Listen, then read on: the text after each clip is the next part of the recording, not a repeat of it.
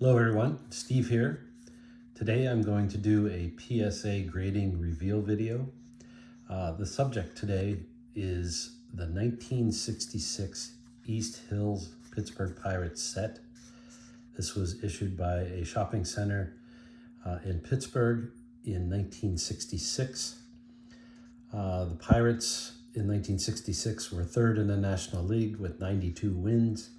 Of course, they played at Forbes Field. One of the highlights of the year for the Pirates was Roberto Clemente. He was the MVP and got a Gold Glove. He had an 8.2 WAR, according to Baseball Reference. And regardless of your opinions on WAR, that's a pretty good year. The Pirates' pitching staff was led actually by Bob Veal, strong throwing left-hander, who happened to just pass away not that long ago. This set has 25 cards in it. I've had a full set ungraded for a while, but then I had an opportunity about a year ago to buy a an incomplete graded set, but I was missing 5 cards. The set averages 8 on the PSA 1 to 10 scale. Most of the cards are 8s and 9s. A few are not. The cards size are 3¼ inch by 4¼ inch. So back in December of 2024, at the beginning of December, I shipped some cards off to PSA, which you'll see in a minute. And I just received them back here on March 31st. So it gives you an idea of turnaround time. So I guess that's 4 months, December, January, February, March. So without further ado, I'm going to go ahead and open this package so you can see how they package these cards up. I do know the grades already, but we'll try to reveal them here one at a time with some additional commentary. So these cards arrived via FedEx. I got notification in advance that the cards were coming. I also was told that I had to be here and provide a signature to FedEx for these cards, which created some logistical challenges because I was away for the weekend and had to go into the FedEx app and delay the delivery. So it's pretty typical that these cards come in a cardboard box. It's good to know that it's done. So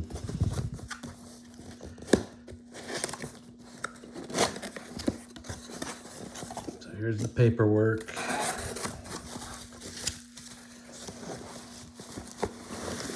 Cards were secured with bubble wrap, as you can see. So as it relates to the submission, there was a special, because grading is expensive. Let's just be clear, grading is expensive. And there was a special, and if you sent 8 cards in, you got some relief on the price. All in, I think I'm probably in for about $16 a card, which may or may not be worthwhile, but I wanted a complete graded set. Maybe the best answer would have been to go buy the ones I was missing, but in any case, I did not.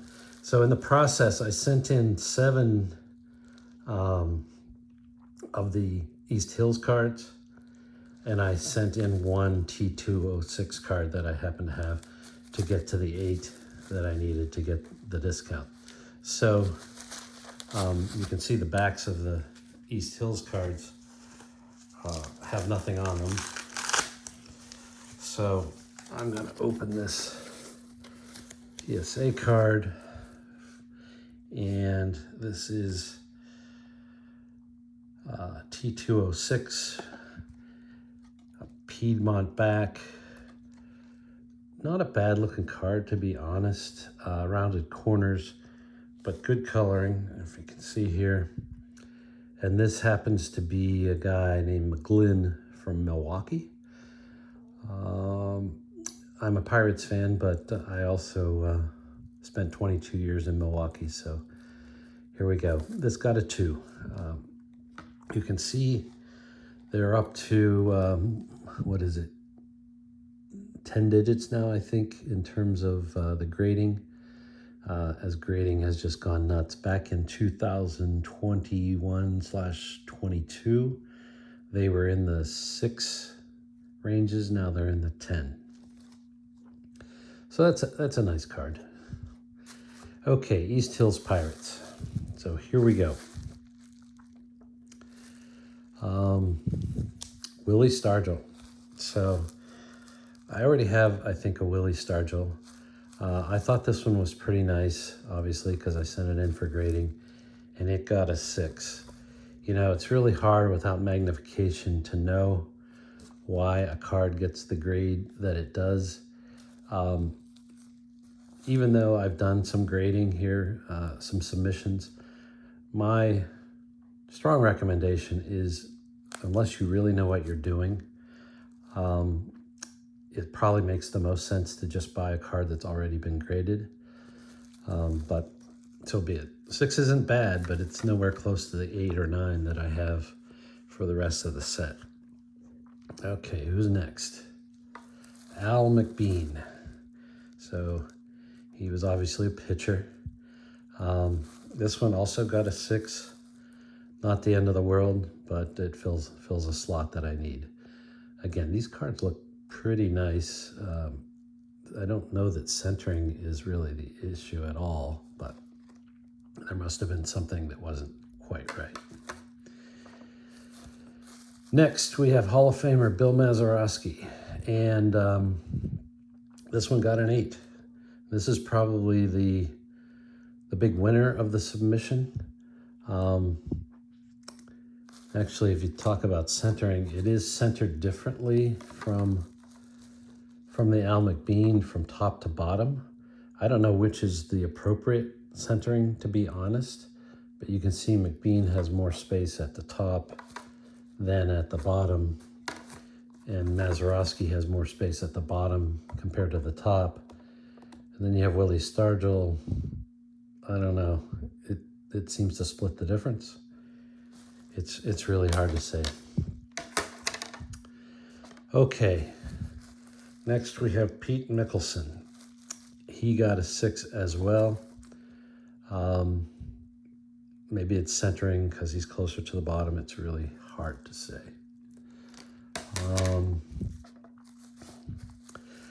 The big disappointment, probably the most important card in the set, Roberto Clemente. He only got a 5, and it's, other than centering, it's really hard to say what might have been the issue here.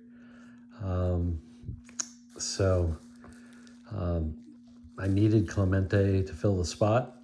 I have it. Whether I'll ever upgrade it or not, I don't know. But there you have it. Almost done. Here we have a guy named Tommy Sisk, also a pitcher for the Pirates. He got a 6. Not a bad grade. Again, I can't see any major issues with this card, but I guess all the more meaningful for the 8s and 9s that I bought last year. And finally, Gene Michael, an infielder, and he got a 7. So not too bad. For what it's worth, obviously, these are all new labels. Lately, it seems that new labels carry a premium for some cards. I guess the belief being that that PSA may be getting harder or more stringent on their grading. But who knows? Obviously, you see from this team some of the players you recognize, like Stargell and Mazeroski and Clemente. This being 1966, it was before the team was put together that was so dominant in the 70s. So no Al Oliver in the set, no Bob Robertson, no Dave Cash, no Richie Hebner, no Doc Ellis, and no Dave Parker. Of course, Parker joined the league in probably around 1974 or so. They did have Steve Blass on the team, and he was kind of the pitching star of the 71 World Series. But this team was decent, but only one team from the NL could go to the World Series, no playoffs, and that team was not the Pirates. Thanks for watching. Hope this was informative. As always, comments are welcome. Thanks for watching. Take care. Bye.